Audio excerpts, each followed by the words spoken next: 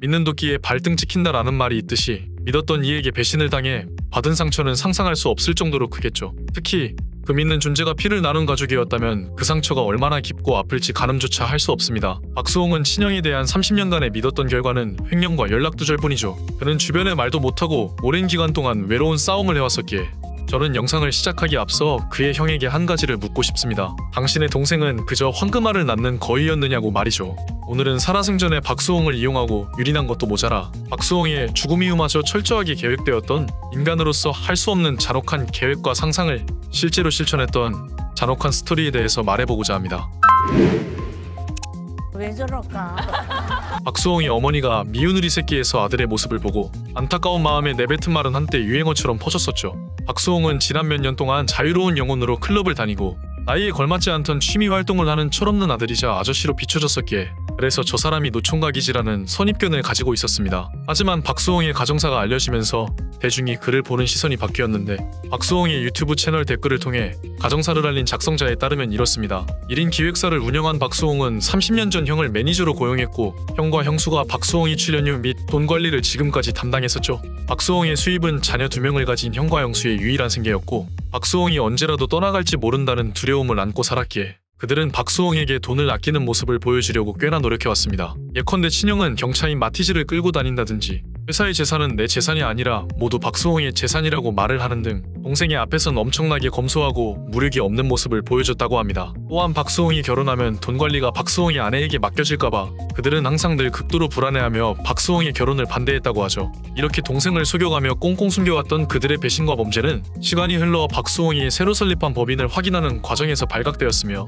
횡령한 금액이 무려 100억 원에 이르렀는데 친형 가족은 이에 사과 한마디도 없이 사건이 관심에 잊혀질 때까지 오랜 시간 잠적했다고 전해지죠. 남도 아닌 가족에게 배신당했던 사건을 접한 대중들은 큰 충격을 받았었고 김한선 장윤정 이 사건과 크게 다르지 않다며 박수홍의 친형에 대해 엄청나게 분노했습니다. 이 횡령 사건이 알려지며 모두가 박수홍의 대응을 궁금했었는데 그는 꽤나 오랜 시간 동안 침묵을 유지한 후 결국 자신의 공식 입장을 밝혔었죠.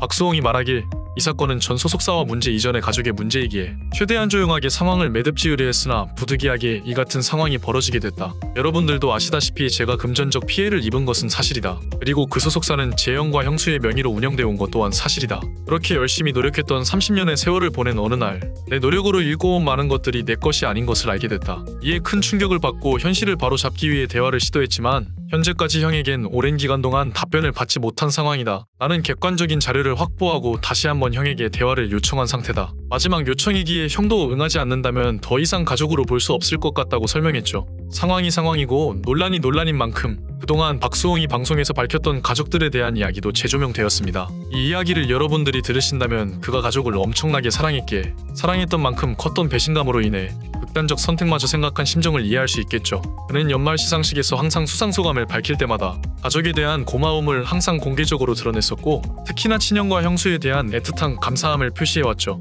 또한 그는 친형과 형수 그리고 조카들을 위해서 항상 밥을 먹을 때마다 기도를 빼먹지 않고 한다고 할 정도였고요. 이렇듯 박수홍의 친형에 대한 믿음과 사랑은 일반적인 상식에 맞지 않지만 일각에선 박수홍은 평생을 가스라이팅 당했던 피해자이기에 이런 사랑과 믿음마저 철저히 세뇌되었던 작품이라고 말하죠.